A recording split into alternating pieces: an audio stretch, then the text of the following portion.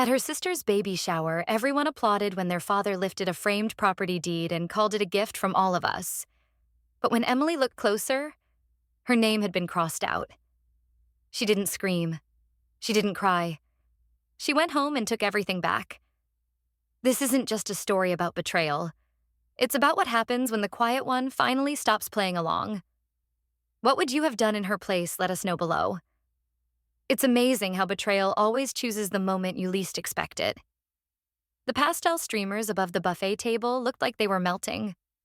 Balloons twisted around chair backs and rose gold banners declared, "Welcome Baby Quinn" in looping cursive. I stepped into the private dining room unnoticed, clutching a small brown bag with tissue paper poking out the top and a handwritten card wedged between my fingers. My name wasn't on any of the decoration checklists. No one had saved me a seat. That was fine. Aunts I didn't recognize anymore sipped lavender lemonade and gushed over the 3-tier cake in the corner. My sister Vanessa, luminous in a white lace maternity dress, played the part perfectly, blushing, glowing, gracious. One hand cradled her belly while the other received yet another beautifully wrapped gift. I moved along the edge of the room quietly like I always did, scanning for an open spot where I wouldn't be in the way.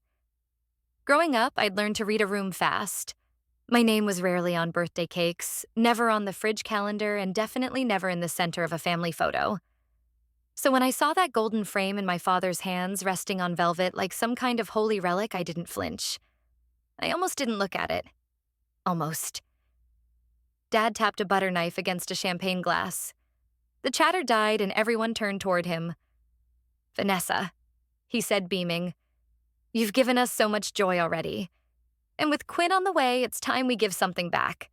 He lifted the frame. "From all of us, your family." Vanessa clutched her chest like she'd won an award. Gasps fluttered through the room. Mom was crying, handkerchief clutched in her fingers. My cousin Sam actually whooped. And through it all, I just stood there watching the play unfold. The frame made its way into Vanessa's hands. She studied the paper inside, blinking back tears. "Is this?" she asked. Dad laughed. "Yes, it's yours now. A home to raise your family in. From all of us." Applause erupted. Even the waitstaff smiled. I walked up slowly. No one noticed me, not really. Not until I was inches from the frame and reading the deed. The address burned into my memory. The condo I'd bought 4 years ago. 2 bedrooms, south-facing windows. A neighborhood that was safe and quiet enough for my aging parents. I'd paid in silence. Furnished it piece by piece. Upgraded the water heater after a pipe burst that one Thanksgiving. Installed air conditioning because Mom said the Boston summers were too humid. Every purchase documented, every invoice filed. I'd kept the receipts not for proof, just in case memory failed. But now, staring at the black line that struck through Emily Morgan and the bold ink that declared Vanessa Lee Carter and James Carter as the new owners, I didn't feel anger. I didn't even feel surprised. Dad leaned in just enough that his breath tickled my ear. "You'll need to vacate the guest unit soon," he whispered. "Vanessa needs space." I turned to face him, smiled. "That's fine," I said loud enough to slice through the polite applause still lingering in the corners of the room. "I don't need 30 days, just one." Nobody clapped after that. I walked past the dessert table, past the tower of diaper cakes and pink rattles. Vanessa stood frozen, one hand still on the frame. Dad's face had gone pale. Mom looked like she was about to say something, but didn't. The sunlight outside was warmer than I remembered. The breeze smelled like lilacs. I slipped the card I'd written back into my coat pocket, unopened. It would stay there. Let them celebrate. Let them believe they'd won. It wasn't over. Not yet. The thing about being quiet all your life is when you finally speak with action, it echoes louder than words ever could. The air was still when I unlocked the gate to the Brookline condo at 4:59 a.m. The street lamps cast long shadows across the sidewalk and not a single bird had stirred. I reset the digital keypad on the front door with the slow, deliberate certainty of someone who'd rehearsed every step in her mind for years. The new passcode was not symbolic. It was just practical. Inside, the air felt like mine again, empty, dry, unperfumed. No trace of Vanessa's lavender diffuser, no sugary candle flickering in the hallway. Just the hum of silence and the steady whir of my breath. 4 years earlier, I'd stood in this exact spot holding a key that had cost me everything I had in savings. The paperwork had taken 3 months to finalize. I hadn't told anyone because safety doesn't need witnesses and comfort wasn't supposed to be a performance. It had been the first real choice I made that wasn't about pleasing someone else. At 5:12 a.m., I called Julia. She answered on the first ring voice, soft with sleep but awake in seconds. Everything in motion. Yes, movers are coming at 7. Can you still get that notary signature for the records? I've got it. You sticking to the plan? I looked around. The dishwasher I'd upgraded. The washer-dryer combo tucked neatly into the closet. The HVAC system I'd fought to have installed after Mom complained about the humidity giving her headaches. Yes, I said. Every receipt accounted for. Nothing that wasn't mine. She hesitated. You okay? Ask me later. She didn't push. That was the point of Julia. She didn't prod at scars. Just handed you the blade when you needed to cut clean. By 6:45 a.m., the building manager arrived with a paper cup of coffee and a clipboard. Morning, Miss Morgan, he greeted, no questions asked. He unlocked the freight elevator and held the front door for the crew that arrived precisely at 7. No one asked why we were removing a perfectly good crib. No one blinked when the AC unit was uninstalled or when the wall decals reading "Welcome Baby" were peeled away without hesitation. It was all routine to them. Another moving day. The laminate floors I had paid for came up clean. The custom cabinetry I'd ordered gone. The microwave, the water heater, the bidet attachment in the guest bathroom, the smart thermostat, all boxed and wrapped with surgical efficiency. By 9:00 a.m., the only things left were the original fixtures from 2020. Beige carpet, dull lighting, and a fridge that moaned if you closed it too hard. I hadn't touched that one. I'd left it as is, just like the rest of the place had been when I signed the deed. I didn't speak much, only gave short nods and pointed when needed. The movers respected the silence. At 10:45 a.m., the last box was sealed and rolled out. I stood alone in the condo, holding a USB drive between my fingers like a totem. Inside every invoice, payment confirmation, and maintenance request I'd handled over the last 4 years. Every penny accounted for. Not for their approval. For the record. By late afternoon, I was back at my own place. I sat at my desk and opened the file on my laptop. File name apartment. Financial breakdown.pdf, I double-checked every line. Purchase price, home improvement costs, utility bills, special assessments. I even included screenshots of the bank transfers and summaries of interest rates for full transparency. At 6:42 p.m., my phone buzzed. Vanessa. WTF is happening? I let the message sit for a minute, then typed back, not sure yet. Depends on tomorrow. She didn't respond. I opened the family group email thread, the one with the nauseating thread of "so proud of Vanessa" and "what a beautiful surprise gift." I clicked compose. Subject line regarding the condo, no message body. I attached the file. Total cost, $205 $0 contributions from others, $0 I hit send. Then I closed my laptop and turned off my phone. If they wanted a paper trail, I gave them one. Neatly highlighted, properly labeled, and legally binding. The reception area at Rosen & Liu LLP smelled like lemon polish and restraint.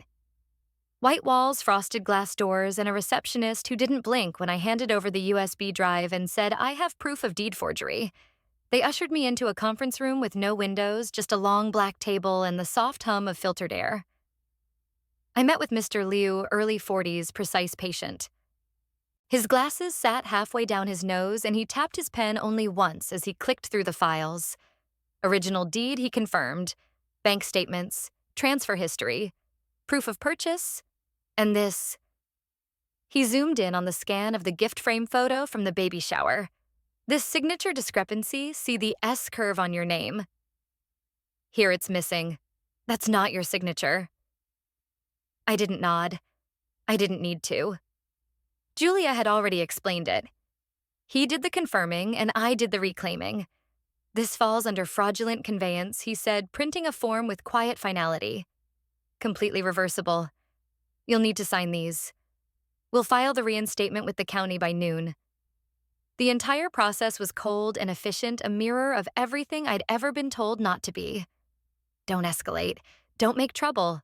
Don't make a scene. Well, this wasn't a scene. This was a legal declaration.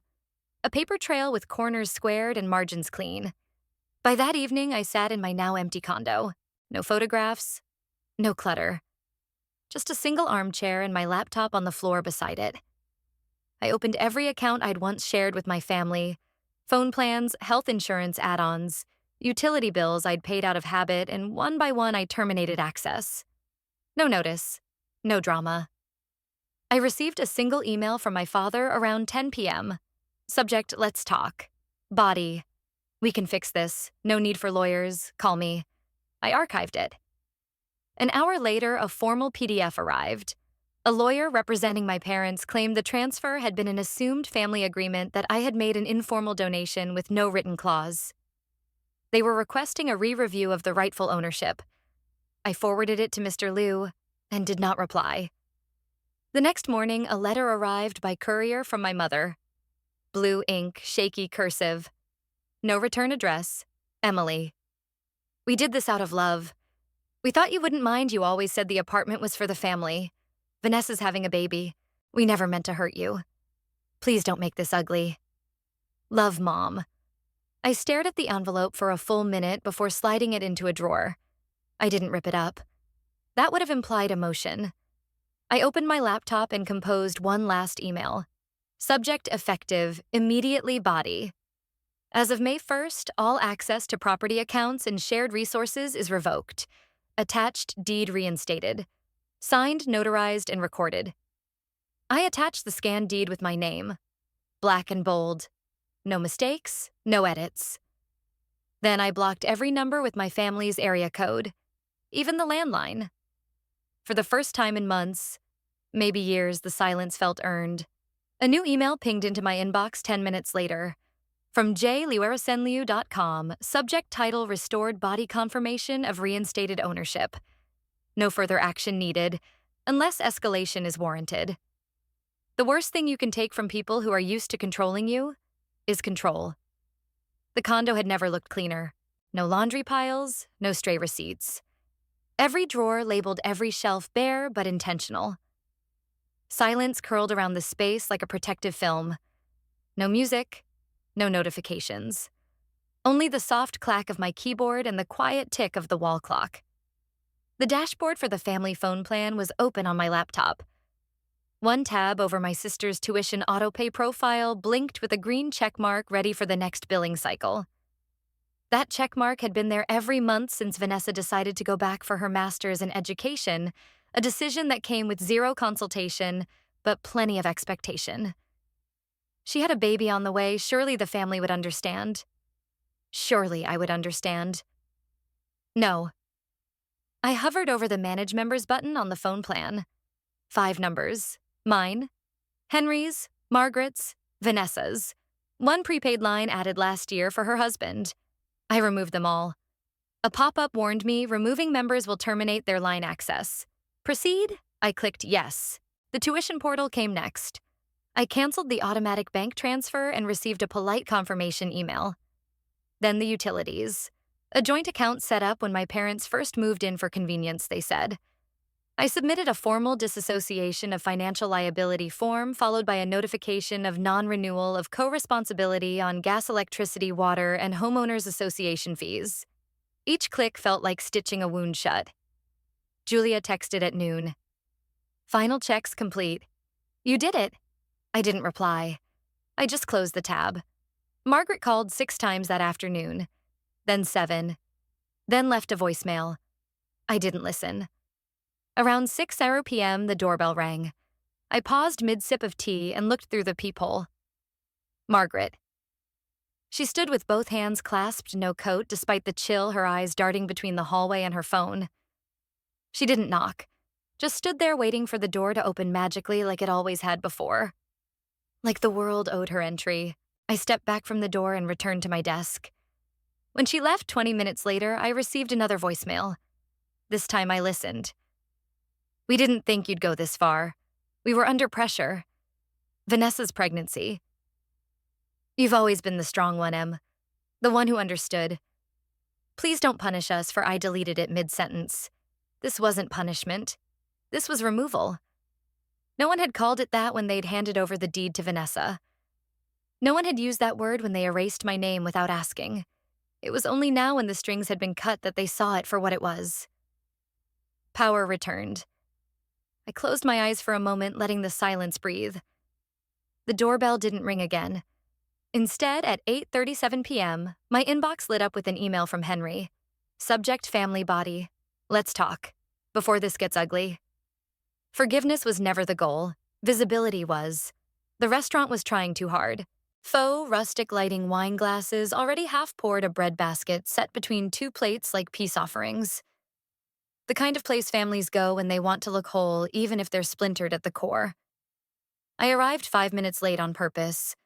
Margaret and Henry were already seated, stiff in their closed eyes, glancing up with reflexive hope when I stepped inside.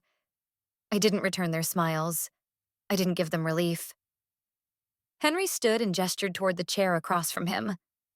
"Emily?" he said like a business partner greeting a reluctant investor. "Thanks for coming." I sat without comment. The waiter appeared as if summoned by tension and filled my glass without asking. I let it sit. Margaret leaned forward first. "You look thinner," she said gently, with the kind of concern that hides a weapon underneath. "Have you been eating? We know this has been stressful." I folded my hands in my lap. My silence made space not for comfort but for exposure. Henry cleared his throat. "We want to explain. You have to understand, with Vanessa's pregnancy, things moved quickly. We were just trying to ensure the family's stability." I finished for him, the sentence already memorized. "I know." He smiled, momentarily hopeful. I reached into my bag and placed the first object on the table. A USB drive, silver and fingerprint-free. Margaret blinked. "What's that?" "Every legal exchange since the night of the shower," I said. "Emails, recordings, signed statements. A full digital ledger." I placed the second item beside it. A manila folder, slim but heavy with consequence. Termination of all financial support.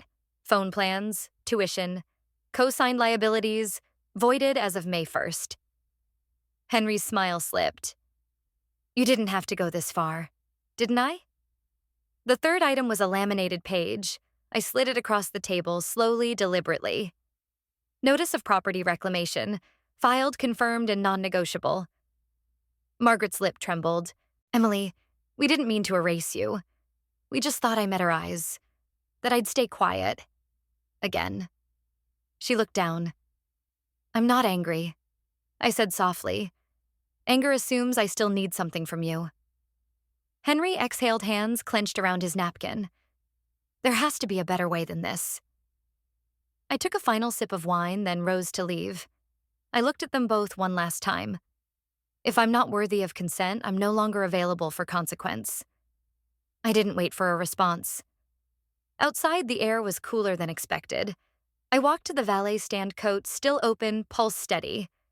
Before I reached the curb, a server called out after me. "Ma'am, someone left this for you." He handed me a folded piece of receipt paper. I never agreed with them. The silence they feared wasn't punishment. It was absence. The apartment looked nothing like it did before. The beige walls had been repainted in soft gray, smooth and quiet as thought.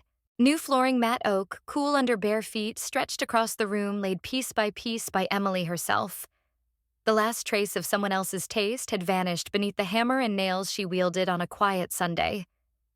She had removed the floral curtains her mother chose and replaced them with linen blinds. Where the family portrait once hung, a simple bookshelf now stood filled not just with books, but with space, a symbol of what she was finally making room for. The kitchen hummed gently. Julia had stopped by earlier, dropping off a bottle of red with a sticky note on the label, Phase 2. To be opened when you feel like company. Emily had laughed softly and slid it into the cabinet. Not tonight. A drawer in the living room held only 4 items: her passport, a blank notebook, a flash drive, and the deed, the real one, folded, once edges worn from the day she carried it into the lawyer's office. It wasn't framed, Not yet.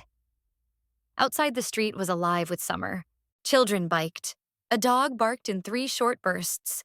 Somewhere a neighbor was playing the same soft jazz every evening at 5. Emily walked to the park just before dusk. She didn't bring headphones, no distractions. She sat under the same tree where she once debated whether to send the PDF to the family thread. The silence now wasn't a void. It was a choice.